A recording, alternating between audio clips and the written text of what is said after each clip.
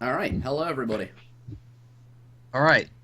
Excellent. Okay, so we've got Raphael, which is Raphael's name, unsurprisingly. Some of you more astute people might have already guessed that. I But think I may have been muted as I was talking for that last bit. I think I coughed. I don't know actually, but yeah. So welcome, Raphael. How are you feeling? Pretty good, I Yeah. would say. yeah, no kidding. So did that kind of well, first of all, like what was actually your prediction like going into this game? Right, most people had H2O on win. Um, Did you think you had Actually, a all I chance? wanted was to win some games. Win some games? Yeah, I think that's most people's kind of Yeah, I expectation. was wondering because you'll remember the last tournament where sadly you went 5-0, I believe. Yeah, Not the best exactly. result. So H2O I was saying on the stream is this character that really wants to do well, but also I think you have some pride on the line as well. This is a repeat of that finals, and I'm guessing you really didn't want to go zero Yeah, wins again. exactly. That was my main goal, and yeah, everything else was just I saw just as a benefit. I wanted to win like 2 or 3 games, and then I would have been happy. But yeah, so it's even better, I guess. Yeah, no, congratulations for winning. I think that's gone. Oh, hold on. What have I done? I've clicked the wrong button. Oh shit! You say something. Typical interjection, but that was a well played series throughout. That I don't think there was any games where you where you had a weak point. I do want to ask about game one, however, because we saw an incredibly long time before you and H2O managed to settle on a matchup. It was almost, I felt like it was 20 minutes of you guys dancing around. So can you care to explain why that was and what happened there? Well, Yeah. Last tournament I picked a matchup pretty fast, and it was an Aztec mirror on Siberia, I believe. And yeah, I kind of felt like I threw that game away just by my Civ choice, and so I didn't want to repeat the same mistake I did last time. So I wanted to have a good matchup. Actually, I was surprised that he was okay with India versus Dutch, because in my opinion it's kinda in favor of Dutch. So yeah, I actually expected to a blind pick, but yeah, so it was even better. So I can't complain, I guess. Yeah. We'd kind of figured out that you might be on the lookout for avoiding certain matchups that H2O might have been trying to bait you into, or things that he had practiced. Did you kind of feel that in the first game, and were there any matchups there that maybe you were looking to avoid that he'd wanted? Obviously, the Dutch Russia I wanted to avoid, because usually you are rather inclined to say that it's a favorable matchup for Russia, but he picked it so fast and he was so happy to play it. So I thought, and I knew how much he had practiced on Kamchatka, so I was sure Yeah. to avoid this matchup. And yeah. Yeah, I wonder if H2O could have been more sneaky about it, right? Like switch around a few times with other civs, but like not actually intending to play them, just playing the bluff game and then land on Dutch and then write some unhappy comment about that. Maybe do you think it was really the speed at which he clicked in with Dutch that made you not want to take it, or would you have never have taken that? Yeah, Because normally right, Russia is good pick against Dutch. it was the speed, and also I knew I mean, I always saw his lobby hosting a game on Kamchatka, and I knew he had practiced a lot for it, and so it was kind of obvious to me that I shouldn't pick this matchup. And yeah, Yeah. usually I would be happy to play Russia Dutch, at least. Yeah, Yeah. as any other guy.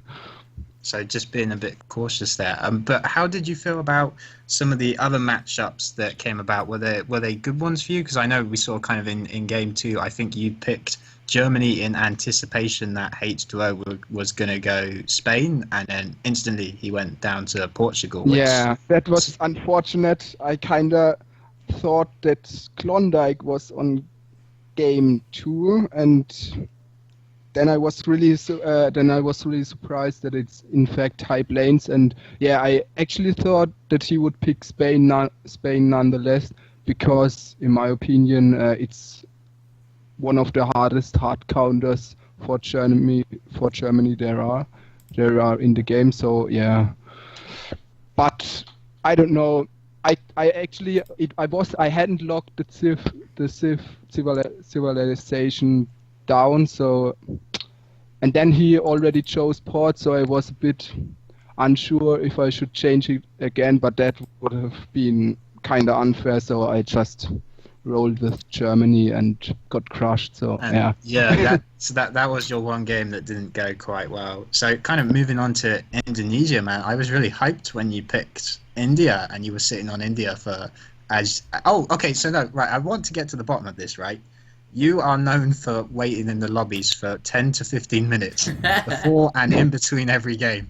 Why is this? What are you doing in that time, or what are you thinking about? Honestly, I'm really thinking hard about my Civ choice. Usually I have 2 or 3 Civs I want to play with. I consider, and then I pick one Civ, pick the other, and yeah. This time I actually talked with Veni a bit and Diaruga about my Civ choices. And actually I wanted to play on India because I had practiced that quite a bit, but Diaruga said that Russia in Brit is fine, so yeah, I just went with Russia, because in the end my build might have given HO too much time and it might not have worked. I don't know. I just wasn't really sure about it. Yeah. Well, it sounds like you actually got a lot of practice from the the community in leading up to this event. So, like, how much practice were you actually doing in the week before? Well, I started on Thursday. I mean, you must know it because most of the practice games have been with you. So yeah, I did help out. I don't know. I think I started on Thursday until played a few games with Svenny today. Yeah, I think I definitely practiced a lot more than last tourney, and yeah, that was kind of my goal, to prepare more and not go down 5-0. Yeah, that's always embarrassing when you get down 5-0, but it's certainly paid off for you there, and kind of all that practice paid off. So do you think was that peak Raphael we saw there? Was that you in pristine condition? Is that something we're likely to see again? Yeah, is there more raffle to come? Are we going to see a stronger Raphael? Are you going to play some more tournaments? How are you feeling? First of all, I will take a break from Age of Empires. I don't know, probably until next turn.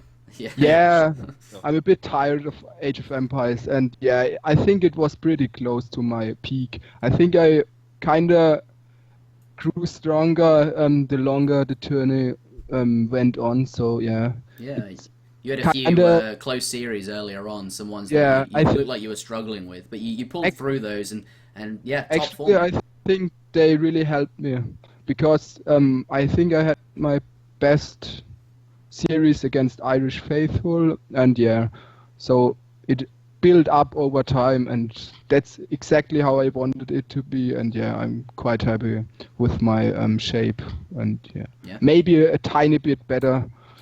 There could be a tiny bit more, but overall I think I'm in pretty top shape right now. Do you think there's because you're a kind of guy that plays mostly the vanilla civs by the looks of it. I mean, you were hovering on India and you did play Aztec today, but I think vanilla civs are sort of your comfort zone. Is that? Would you agree with that? Do you think that if Raphael is to come back and play in future tournaments, you'll try and pick up maybe some some other civilizations, or try with perhaps the Asian civs a bit more than the TWC as well? Yes, for sure. It always feels like a huge disadvantage to be narrowed down on European civs, and I tried this time with India, practicing a bit of India, but overall, I definitely need to learn more civs. Yeah, I was really disappointed you didn't play India. I was so looking forward to that. But it was interesting to see that you did pull out the Aztecs there, which is normally something we don't see from you. I think up until this point, I think I mentioned you'd only played kind of your standard like 6 European civs, and this was like the finals. This was the first time you'd like. Why did you feel now the finals is the time to try out Aztecs for India? It was in Klondike, and there are no really good picks for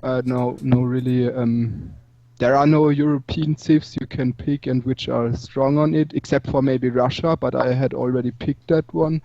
And I knew he would mirror my Aztec, and mirrors are pretty easy to play in general, and I knew I would go for some kind of all-in. I mean, I was super all-in against his.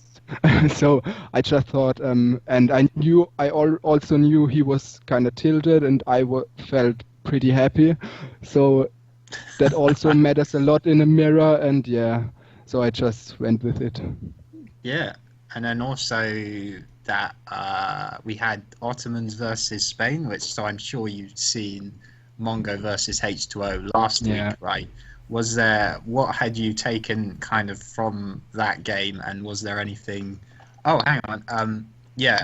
And I think we're going to add H2O as well. So I'm just gonna add him now, and we'll see kind of his thoughts on the match as well. I think he needed a little bit of time to cool down, but so we're calling H2O now as well. Hopefully he will pick up. But in the meantime, sorry. So hang on. Hi Ryan. Hey, how's it going? Hi. Yes. So welcome, Mr. H2O. How are you feeling? You looked pretty angry to me after that. I noticed you were going for a treasure with your 2 elephants in that final game. That didn't work out.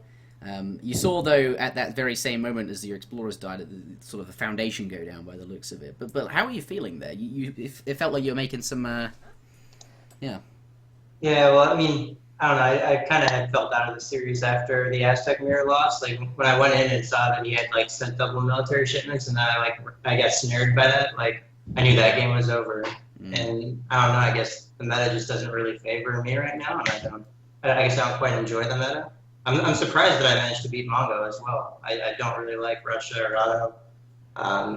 It's pretty well known, so. I don't know, I felt frustrated. I saw the foundation go down, had lost both elephants, and I was already kind of mentally out of it. So when he did exactly what I thought he would do and came into my base with 10 Straughts and 5 Cossacks, I was like, even if I win this game, I'll just lose to Auto or Russia later. So when I can get counter picks, so I just ended it respectfully. So, well, first, thanks for coming on to talk to us after losing. I know that's kind of rough. But we asked Raphael about the first game, and I kind of want to ask you about that as well, where it took a while to kind of pick both of you to find a matchup that you would agree on for that first game. And Raphael was saying he knew that certain you were trying to maybe get certain matchups. So did you end up getting like a matchup that you'd wanted, or like what matchups had you been practicing? Like what did we miss out on? I wanted to see some strategies. Well, I think I have a strategy that wins Dutch mirrors now. I mean, it doesn't really matter, I guess, because I won't be playing for a while, but I had quite a cool strategy to win Dutch mirrors, and I had a strategy that probably gave me like a 50-50 in the Russia mirror. I was kind of hoping that after what I did to Mongo, that Raphael wouldn't take the bait, so I kind of like just sat on Dutch against Russia, even though I wasn't sure I could win it. Just hope that he didn't take the bait, but he didn't. But I should have just taken it all the way to blind pick and hope that we landed on the mirror, honestly. But I don't know. I never really played Dutch versus India much, except for like one game against Mike, like a long time ago. Yeah, So, it's kind of in yeah. favor of. It's in favor of Dutch. So it seemed to be that way when you were able to pop a CM out and then just like totally stabilize after that. You were up by like 80 score, like for no reason. I was like, okay, well, this is over. Yeah. So, what Raphael said, he was going to take a small break, as I kind of after a tournament like this, it's kind of expected. There's a lot of stress, right? You played a lot, you practiced a lot, but Raphael said he's going to come back for the next tournament.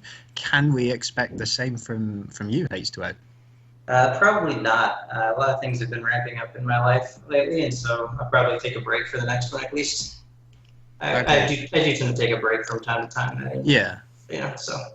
Yeah, that does seem to be what you do. You play one tournament on, one tournament off, which is completely fair enough when you're a busy player. This time I did double up, and I don't know. I guess just didn't play. I don't know. I feel like I was played pretty disappointing in the finals. So it's kind of sad about it, but it was good that someone was able to beat me. Yeah, well, definitely a good person to be able to do it, right? Raphael's quite a strong player. So. Exactly. Yeah, it's quite nice. We get a bit of a changing of the guard. We can't have you winning every tournament, right? And so exactly. Raphael played really well this tournament, and that was a well deserved victory. And I really enjoyed watching the first 5 games. The last game, maybe not the best one, but the first 5 games, I think they were really interesting, and I really enjoyed casting them. So thanks to you two guys for putting on a show there. We really enjoyed it. Yeah. Absolutely, always fun. This was actually one of the most nerve-wracking grand finals I've casted. I mean, I've done a few now, but like it felt like clicking, like when we first started going, like introducing you both and when the stream first began. I think I felt really nervous. WickedCossack said that was. Did you guys feel nervous about it? I know you've both been practicing for this, so how were the nerves? I'm always super nervous, so yeah. Does that go ahead, Ryan? But it gets weaker over time, obviously. If you win a game, it helps a lot. So yeah. Winning a game helps a lot for sure. That first game, I think, really does. I think a lot of people report how that first game is such a boost, I suppose, to the way you think. I'm wondering though, Raphael, because I think it's people have been saying like you get cold hands. Do you really use the blue dry? I really wanted to ask. Yes. And were the nerves really kicking in on the temperature of your hands in that first game? I think that's a question I'd like to ask. What? Please repeat it again. Do you think because you were nervous in game 1 that didn't help your hands? That was. Do you think? No, actually, I turned up the heat in my room, and so I had warm hands for the series. But obviously, you're nervous, your hands are kind of shaky, and I did make a few misclicks, but overall it was fine. And the first game, which I won, it helped a lot. So I didn't feel super bad after losing the German versus Port, which is almost an impossible matchup on this map. So yeah. All right. Well, thank you very much for joining us both. I think I've ran out of questions, unless Mr. Cossack has anything to add. I think that's a good time to finish up. So thanks to both Raphael and H2O for coming on to talk to us post game. Really appreciate that. Yeah. Thank you. Bye. Thank you. Congratulations. Congratulations. Bye. Yeah. Thanks. All right. Thank you very much for watching, everybody. That was the grand finals of the ESOC Autumn Championships for 2016.